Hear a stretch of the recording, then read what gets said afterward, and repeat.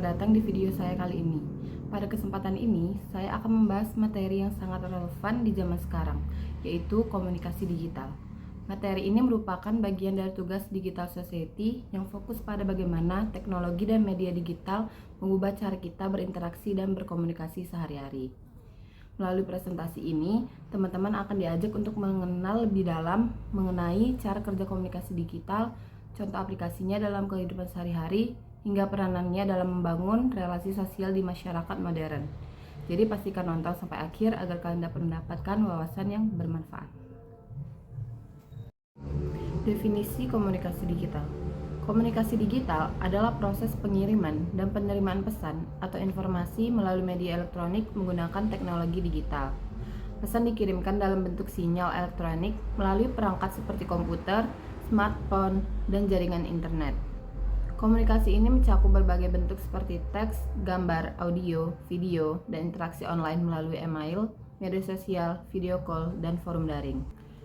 Komunikasi digital berbeda dengan analog karena data dikodekan dalam bentuk digital, yang memungkinkan transmisi lebih cepat, efisien, dan dapat dimanipulasi secara otomatis. Sejarah perkembangan komunikasi digital. Peralihan dari komunikasi tradisional ke digital dimulai dengan kemunculan media elektronik seperti telepon dan telegram. Peralihan dari komunikasi tradisional ke digital dimulai dengan kemunculan media elektronik seperti telepon dan telegraf. Lalu berkembang pesat dengan komputer dan internet pada abad ke-20. Media sosial sebagai era baru komunikasi digital. Media sosial sebagai era baru komunikasi digital memungkinkan interaksi sosial dalam skala global dan real time. Perkembangan teknologi komputer, jaringan internet, dan perangkat digital semakin memperluas akses dan variasi komunikasi digital. Unsur-unsur komunikasi digital. Yang pertama ada pengirim atau komunikator. Yang kedua, orang atau entitas yang melalui proses komunikasi dengan membuat dan mengirim pesan menggunakan perangkat digital. Contohnya adalah pengguna yang mengirim email, posting di media sosial, atau melakukan panggilan video. Yang ketiga, pesan. Lalu yang keempat, informasi atau konten yang disampaikan oleh pengirim kepada penerima. Dalam komunikasi digital, pesan bisa berupa teks, gambar, audio, video, atau gabungan media atau multimodal. Yang kelima ada media atau kanal digital. Yang keenam, saluran atau platform yang digunakan untuk menyampaikan pesan dari pengirim ke penerima. Contohnya termasuk internet, aplikasi media sosial, email, sistem pesan instan, dan layanan video conference. Yang ketujuh ada penerima. Yang kedelapan, orang atau sistem yang menerima dan mengartikan pesan yang dikirim pengirim. Penerima dapat merespon pesan tersebut melalui umpan balik. Yang kesembilan ada umpan balik atau feedback. Yang kesepuluh, respon atau tanggapan dari penerima terhadap pesan yang diterima. Feedback ini bisa langsung atau real time seperti balasan chat atau tidak langsung mengerti komentar atau like di media sosial. Yang ke-11 ada gangguan atau noise. Yang 12, segala sesuatu yang mengganggu atau mengubah pesan selama proses komunikasi sehingga pesan tidak sampai dengan baik. Dalam komunikasi digital, gangguan bisa berupa koneksi internet yang buruk, gangguan teknis perangkat, kesalahan encoding atau decoding data, atau bahkan gangguan eksternal seperti distraksi pengguna. Media komunikasi digital. Media komunikasi digital adalah saluran atau platform yang memungkinkan penyampaian pesan secara elektronik menggunakan teknologi digital. Media ini mendukung berbagai format pesan seperti teks, gambar, audio, video, dan interaksi real time. Jenis-jenis media komunikasi digital yang umum digunakan antara lain email, media komunikasi formal atau informal untuk mengirimkan pesan tertulis, dokumen, dan lampiran. Email memungkinkan komunikasi asinkron, artinya pengirim dan penerima tidak harus aktif bersamaan. Lalu ada media sosial. Media sosial adalah platform interaktif yang memungkinkan pengguna berbagi konten, berinteraksi, dan membangun komunitas. Contoh populer seperti Facebook, yaitu platform jejaring sosial dengan fitur sharing berita, foto, video, grup, dan komunitas. Lalu ada Instagram yang berfokus pada visual berupa foto dan video singkat. Ada juga Twitter atau X yaitu ada juga Twitter atau X, yaitu microblogging dengan pesan singkat dan update berita. Ada juga aplikasi bernama TikTok yang berbasis video pendek dengan konten hiburan dan edukasi. Lalu ada video conference, yaitu media komunikasi sinkron yang memungkinkan percakapan langsung menggunakan video dan audio. Contoh termasuk Zoom, Google Meet, Microsoft Teams yang banyak dipakai untuk rapat, pembelajaran daring, dan webinar. Lalu ada juga instant message atau pesan instan. Aplikasi yang memungkinkan pengiriman pesan teks secara real time, biasanya pula mendukung panggilan suara dan video. Contohnya WhatsApp, Telegram, Line, Signal. Blog dan platform forum blog adalah ruang untuk menyampaikan konten lebih panjang dan terstruktur, biasanya bersifat publik dan personal. Forum daring. Forum daring adalah tempat diskusi yang terorganisir dalam topik-topik tertentu seperti Reddit atau Kaskus. Perubahan dalam media relation. Proses komunikasi digital melibatkan beberapa tahapan utama agar pesan dapat tersampaikan dengan benar antara pengirim dan penerima. Pertama ada encoding atau pengkodean. Pengirim mengubah pesan asli seperti teks, gambar, suara, dan video menjadi format digital, yaitu rangkaian data binar 0 dan 1 agar dapat diproses dan dikirim melalui perangkat digital. Lalu ada transmisi atau pengiriman. Data digital tersebut dikirim melalui saluran komunikasi seperti internet, jaringan seluler, Wi-Fi, atau kabel jaringan.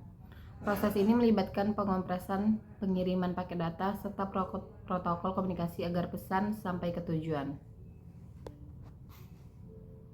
Lalu ada decoding atau penguraian. Penerima menerima data digital dan menggunakan decoding, yaitu menerjemahkan data binar menjadi konten asli yang dapat dipahami. Misalnya teks yang terbaca, suara yang terdengar, atau video yang tampil. Lalu ada feedback atau umpan balik. Setelah pesan diterima dan dipahami, penerima dapat memberikan umpan balik sebagai respon baik berupa konfirmasi penerimaan, pertanyaan, atau reaksi lain. Feedback memastikan komunikasi terjadi dua arah dan efektif. Infrastruktur komunikasi digital. Infrastruktur ini adalah pondasi teknologi yang memungkinkan proses komunikasi digital berjalan lancar dan dapat diandalkan. Komponen utamanya meliputi pertama jaringan komputer, jaringan lokal atau LAN, metropolitan atau MAN, dan jaringan luas WAN yang menghubungkan perangkat digital dan memungkinkan pertukaran data dalam berbagai cakupan geografis. Internet jaringan global yang menghubungkan jutaan perangkat di seluruh dunia menyediakan berbagai layanan komunikasi digital seperti email, media sosial, website, dan layanan cloud. Cloud computing, layanan komputasi berbasis internet yang menyediakan penyimpanan data, pemrosesan, dan aplikasi yang bisa diakses kapan saja dan di mana saja tanpa memerlukan perangkat keras lokal yang besar. Server data, pusat penyimpanan dan pengolahan data yang menyediakan layanan digital seperti hosting situs web, penyimpanan email, database, dan aplikasi online.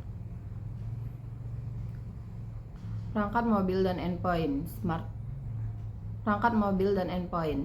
smartphone, tablet, laptop, komputer desktop, dan perangkat cloud atau Internet of Things yang digunakan pengguna untuk mengakses dan berinteraksi dengan layanan komunikasi digital. Media konvergensi dan multimodalitas. Media konvergensi adalah penggabungan berbagai teknologi dan jenis media, teks, gambar, audio, video yang menjadi satu platform digital yang saling terintegrasi. Konvergensi ini memungkinkan penyampaian pesan yang lebih kaya, interaktif, dan multifungsi, di mana pengguna dapat mengakses konten multimedia dalam suatu tempat tanpa batasan waktu dan ruang. Misalnya, berita yang dapat disajikan dalam format teks, video, dan audio secara bersamaan di satu situs web atau aplikasi. Multimodalitas dalam komunikasi digital merujuk pada penggunaan berbagai mode komunikasi, misalnya teks, gambar, video, suara, secara bersamaan untuk memperkaya pesan dan untuk meningkatkan efektivitas komunikasi. Media digital mendukung penyajian multimodal ini yang memungkinkan interaksi lebih dinamis dan menarik. Konvergensi media didorong oleh perkembangan internet dan teknologi digital yang menggabungkan fungsi media tradisional dan digital ke dalam satu ekosistem yang terhubung.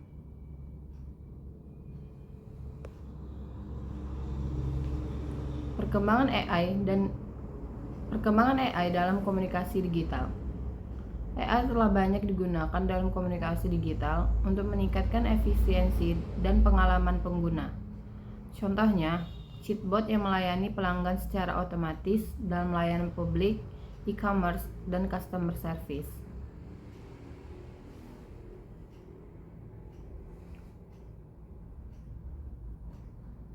Voice assistant seperti Siri, Google Assistant, Alexa untuk interaksi suara personal. Personalisasi pesan melalui algoritma yang menganalisis data pengguna untuk adaptasi konten sesuai preferensi. Analisis sentimen di media sosial untuk menangkap opini dan sikap pengguna terhadap suatu topik secara otomatis. Penggunaan AI ini meningkat responsivitas, personalisasi, dan pengolahan data komunikasi dalam jumlah besar secara cepat dan akurat.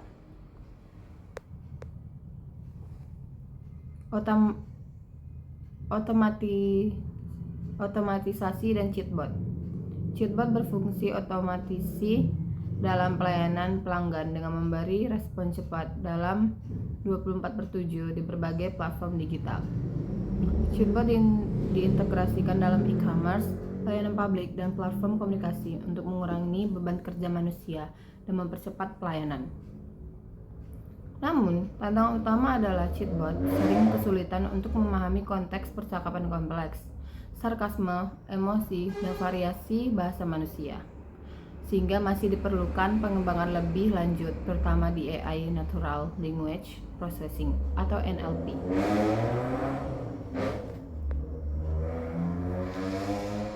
Personalisasi pesan digital. Personalisasi pesan digital digunakan big data. Personalisasi pesan digital menggunakan big data dan algoritma untuk membuat pesan yang sangat relevan dengan kebutuhan dan perilaku pengguna, atau disebut hyper personalization.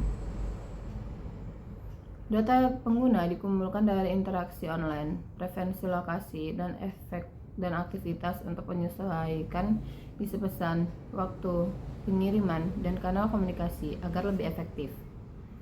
Ini membantu meningkatkan keterlibatan audiens dan efektivitas komunikasi, pemasaran, atau layanan digital. Omnichannel dan integrasi media.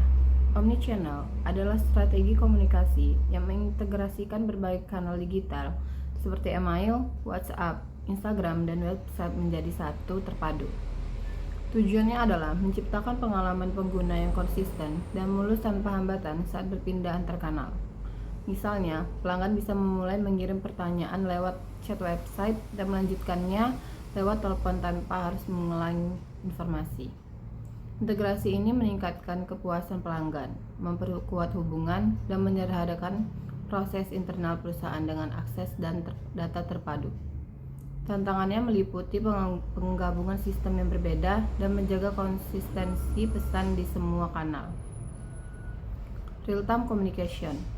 Komunikasi real-time mencakup media seperti live chat, streaming langsung, dan video call yang memungkinkan interaksi langsung dan sinkron antara pengirim dan penerima. Ini penting dalam konteks sekarang karena memberikan respon cepat, kolaborasi efektif, dan pengalaman interaktif yang mendekati komunikasi tatap muka walaupun dilakukan secara daring. Contoh populernya adalah Zoom, Google Meet, dan fitur chat langsung di e-commerce atau layanan pelanggan. Keamanan dan privasi digital.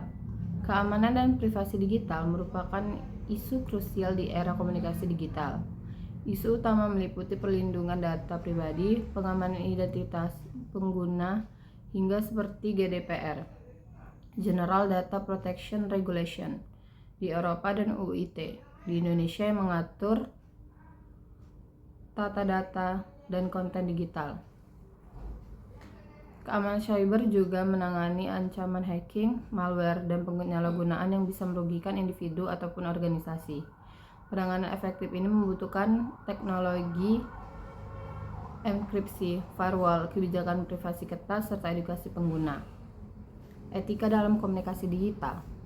Etika digital mencakup norma dan aturan berkomunikasi secara online yang baik dan benar, disebut HELQUET. Ini penting untuk mencegah penyebaran hoaks, ujaran kebencian atau hate speech, doxing atau membongkar data pribadi tanpa izin, dan cyberbullying.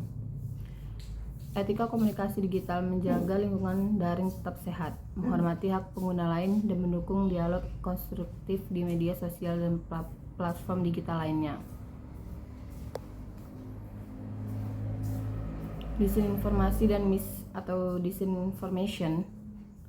Disinformasi adalah penyebaran informasi palsu, menyesatkan dengan sengaja yang memperburuk kualitas informasi publik.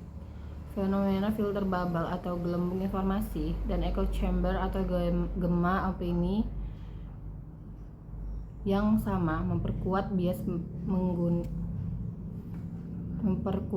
pengguna dan membatasi exposure pada sudut pandang berbeda. Penting dilakukan fact-checking atau verifikasi fakta dan literasi digital agar masyarakat lebih kritis dan tidak mudah terpengaruh oleh hoaks. Peran algoritma dan big data. Algoritma di media sosial berperan sebagai filter dan pengatur konten yang muncul di feed pengguna berdasarkan preferensi, interaksi, dan data besar atau big data yang dianalisis dari pelaku pengguna. Big data memungkinkan pemrosesan informasi dalam skala besar untuk menghasilkan rekomendasi konten yang lebih personal dan relevan. Namun, algoritma ini memiliki resiko menciptakan filter bubble, gelembung informasi di mana pengguna hanya dapat mendapat konten yang memperkuat pandangan mereka sendiri, sehingga memperkuat polarisasi opini publik dan penyebaran bias. Dalam konteks politik, algoritma juga dapat digunakan untuk memanipulasi psikopolitik dengan mengarah opini dan preferensi pengguna secara halus tanpa kesadaran mereka, seperti yang terjadi dalam beberapa kasus pemilu besar di dunia. Oleh karena itu, kesadaran kritis dan literasi digital sangat penting untuk menghadapi pengaruh algoritma dalam pembentukan opini publik. Pengaruh komunikasi digital pada budaya dan masyarakat. Komunikasi digital mengubah cara manusia berinteraksi sosial, menggeser pola komunikasi tradisional dan interaksi virtual yang lebih luas dan instan. Budaya populer semakin banyak dipengaruhi oleh konten digital yang viral dan bentuk ekspresi baru dalam komunitas online. Identitas pribadi dan komunitas juga mengalami transformasi karena individu dapat membangun dan menampilkan identitas digital mereka di dunia maya yang tidak lagi terbatas oleh batas geografis. Komunikasi virtual memungkinkan terbentuknya jaringan sosial global yang saling terhubung berdasarkan minat dan afiliasi daripada lokasi fisik. Media sosial sebagai kanal komunikasi massa. Platform media sosial seperti Facebook, Instagram, Twitter atau X, dan TikTok menjadi ruang vital bagi diskursus publik, pemasaran, dan aktivisme. Mereka berfungsi bukan hanya sebagai alat komunikasi interpersonal, tetapi juga sebagai kanal massa di mana pesan dapat menyebar luas dan cepat. Media sosial memperkuat suara komunitas tertentu dan berperan dalam mobilisasi sosial politik, namun sekaligus menjadi arena penyebaran informasi yang bisa jadi kurang akurat, manipulatif, dan bahkan menimbulkan polarisasi. Algoritma media sosial turut mempengaruhi konten yang paling terlihat dan viral yang bisa menguntungkan kelompok tertentu dan melemahkan keragaman pandangan. Public relation dan brand strategi digital dalam ranah digital. Strategi public relation dan branding harus adaptif terhadap dinamika platform digital yang cepat berubah. Membangun citra digital positif, mengelola reputasi online, dan menanggapi krisis secara cepat menjadi sangat penting. Kampanye viral yang sukses bisa memperkuat merek, namun juga menimbulkan risiko jika gagal mengelola respon publik. Pendekatan ini sering memasukkan pengguna influencer, media sosial, dan konten disesuaikan sesuai dengan audiens target untuk memastikan pesan brand diterima dengan efektif. Digital marketing dan content creation.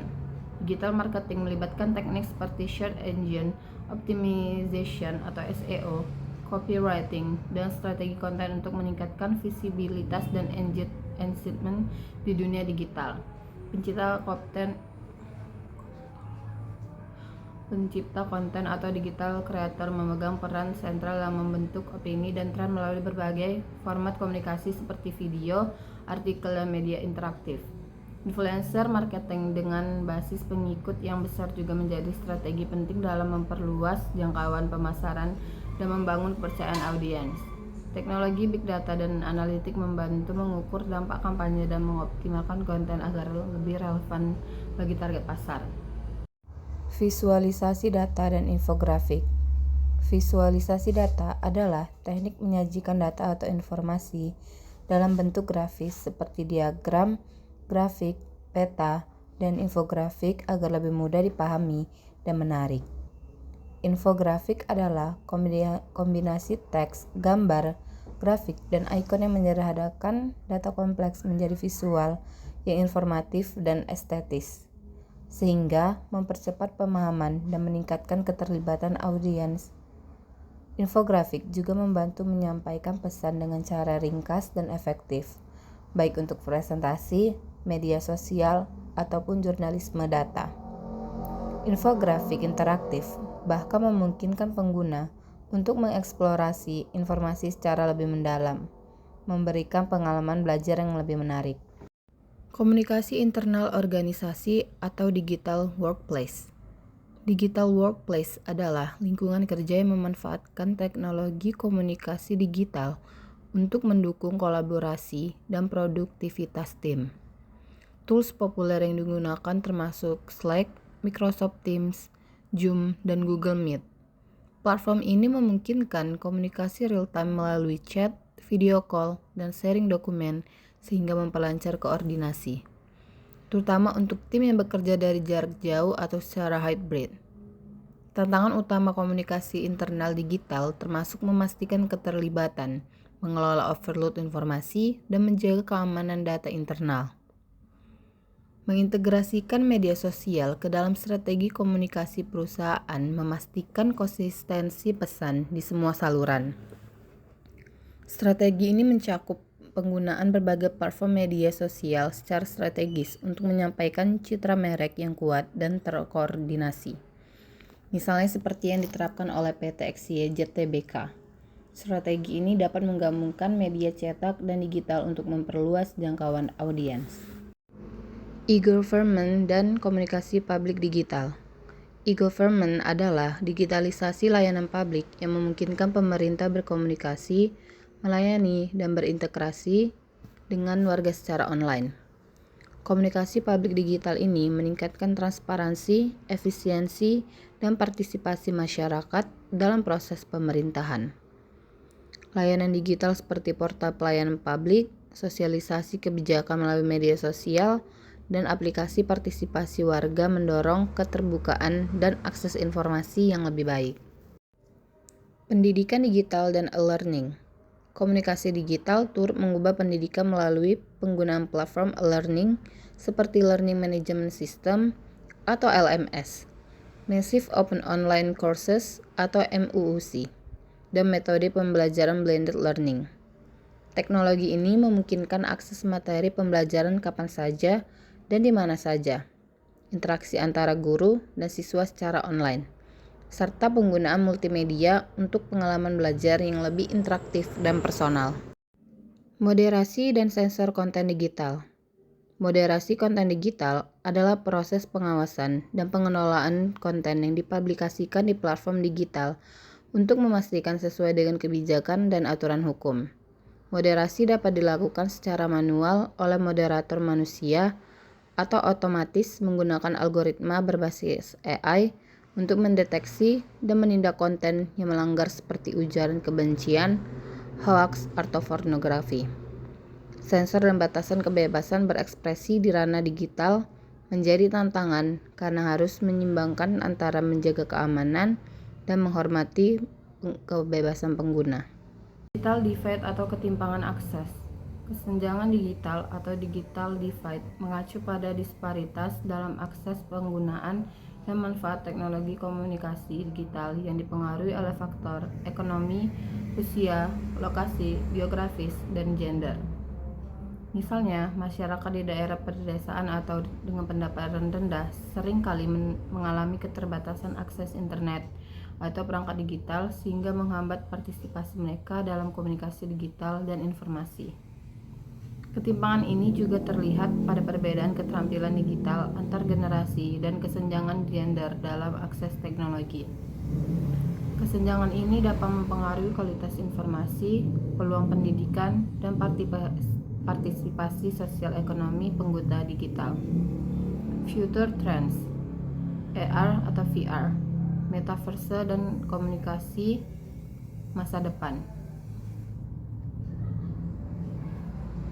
Augmented reality atau AR, virtual reality atau VR, dan metaverse merupakan tren revolusioner komunikasi digital yang memungkinkan interaksi digital baru yang imersif dan lebih nyata. Metaverse sebagai ruang virtual yang terhubung secara interoperable dan multidimensi, mengintegrasikan avatar digital NFT untuk kepemilikan aset dan interaksi sosial kompleks secara real time. AR atau VR memperkaya pengalaman komunikasi melalui grafis hyperrealistis, feedback haptik, dan suara spesial, mendukung bidang pendidikan, bisnis, marketing, dan kolaborasi kerja jarak jauh. Di masa depan, integrasi metaverse dengan dunia nyata melalui IoT dan perangkat wearable akan semakin mendekatkan pengalaman digital dan fisik. Dampak lingkungan digital atau green communication, isu sustainabilitas di komunikasi digital semakin penting karena industri digital menjumbang jejak karbon berupa konsumsi energi pusat data, produksi perangkat elektronik, serta efektivitas jaringan global. Green communication bertujuan mengurangi dampak lingkungan dengan mengadopsi teknologi ramah lingkungan, efisiensi energi, penggunaan sumber energi terbarukan, serta desain perangkat lunak hemat daya. Tren komunikasi hijau juga mencakup peningkatan kesadaran pengguna dan perusahaan untuk praktik digital yang berkelanjutan seperti pengurangan penggunaan data berlebihan dan peningkatan daur ulang perangkat elektronik. Isu hukum dan regulasi komunikasi digital. Aspek hukum komunikasi digital meliputi perlindungan hak cipta konten digital, regulasi penggunaan AI dalam pembuatan dan distribusi konten, serta pengaturan konten agar sesuai dengan norma sosial dan hukum yang berlaku. Regulasi seperti GDPR di Eropa dan UU ITE di Indonesia mengatur privasi data, keamanan informasi, dan tanggung jawab penyedia platform digital terhadap konten pengguna. Tantangan hukum juga muncul dari sifat global komunikasi digital yang melibatkan berbagai yurisdiksi sehingga penyusunan aturan yang harmonis dan penegakan hukum menjadi kompleks. Studi kasus dan tantangan masa depan komunikasi digital. Beberapa studi kasus nyata termasuk krisis brand akibat manajemen komunikasi digital yang kurang efektif, seperti viralnya konten negatif yang merusak reputasi merek, kampanye viral yang sukses namun juga rawan kontroversi, serta penyelenggara data yang menimbulkan kerugian besar dan menuntut respon keamanan yang cepat. Tantangan masa depan komunikasi digital, terutama di era society, meliputi pengelolaan big data secara etis, perlindungan privasi, adaptasi regulasi terhadap teknologi baru seperti AI dan metaverse, serta integrasi teknologi maju ke dalam kehidupan sosial ekonomi secara berkelanjutan. Baiklah, sebagai penutup, dengan memahami dan mengelola aspek-aspek ini secara bijak, kita dapat memanfaatkan komunikasi digital sebagai kekuatan positif untuk membangun masyarakat digital yang inklusif, aman, dan berkelanjutan. Kasus dan tantangan masa depan komunikasi digital. Terima kasih sudah menonton video ini sampai selesai. Semoga penjelasan tentang komunikasi digital tadi bisa memberikan gambaran yang jelas tentang bagaimana teknologi mempengaruhi cara kita berkomunikasi di era sekarang. Ingatlah untuk selalu menggunakan komunikasi digital dengan bijak dan bertanggung jawab agar kita bisa mendapatkan manfaat maksimal sekaligus menghindari hal-hal negatif.